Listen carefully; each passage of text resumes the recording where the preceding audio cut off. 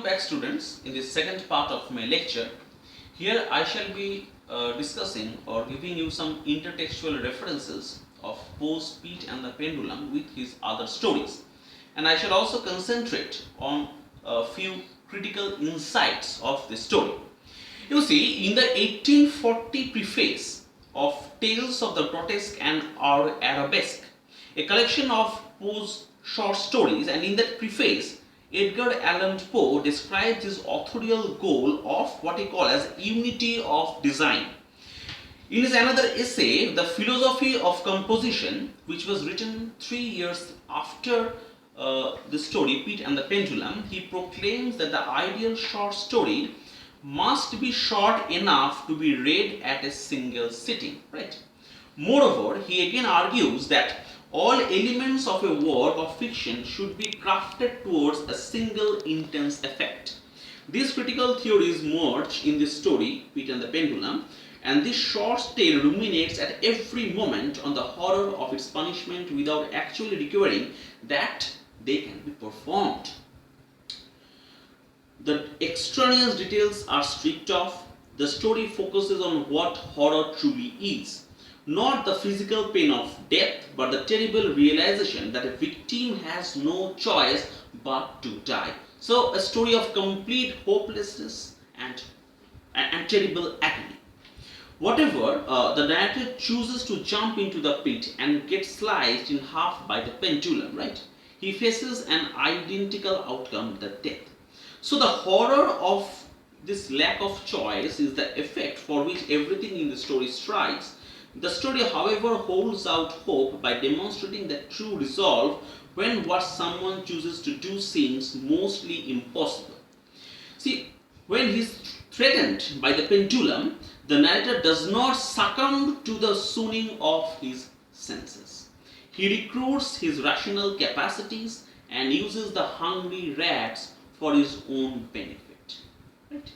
In this way, the narrator resembles a character like C. Auguste Dupin in his famous detective story, The Murders in the Rue Morgue, who can separate himself from the emotional overload of a situation and put himself in a position to draw rational conclusions. So, a reflection of Poe's own detective character, own detective protagonist, Auguste Dupin, which can be witnessed in this story.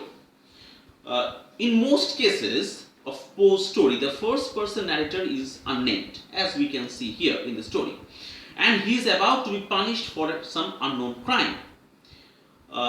Here, the Spanish Inquisition, of course, the setting and time is so far removed from the present day that the story does not conform to the romantic tradition of placing stories in some unknown remote time and place.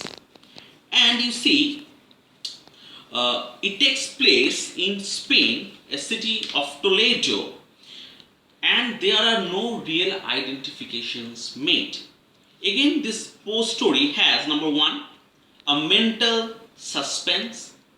Number two, it is set in a distant past. Number three, it focuses or concentrates on a single event, the ramifications of horror and terror, and by means of death, that there is something that still lives and still active. And most importantly, number four is that this story is related to many other stories by Poe that focuses in the concept of sleeping, fainting, and ultimately the loss of hope. You see, if I refer that the aspect of human essence, as we get in Poe's Ligeia, that even in the grave all is not lost. What Poe had written in the Fall of the House of Usher, and the stories like the Premature Burial and like this. So the most unexpected aspect of the story is that it has a happy ending. The narrator is saved at the last. And in terms of this realistic fiction, this romantic fiction is the unexpected, focuses on the bizarre incidents, right? the extent this unpreparedness for rescue would be condemned as artificial or as being forced and contrived. However, the essence of the romantic fiction, which we can see in the famous essay, Post-Romanticism, in spite of the emphasis of the story being on the unrelieved mental torture inflicted upon the prisoner, I mean the narrator who is imprisoned and who is related mentally to many of the oversensitive heroes, that he faints and loses his mental control. Now, he can plunge to death in a bottomless pit of unknown horrors filled with ravenous rats, or he can wait and be sliced up by the razor-sharp pendulum, or he can wait to be crushed down. But finally, he can jump into the horrible pit. This is very interesting. While if you just give a critical focus, give a critical attention, if you pay a bit attention to the molding, the shaping of the incidents.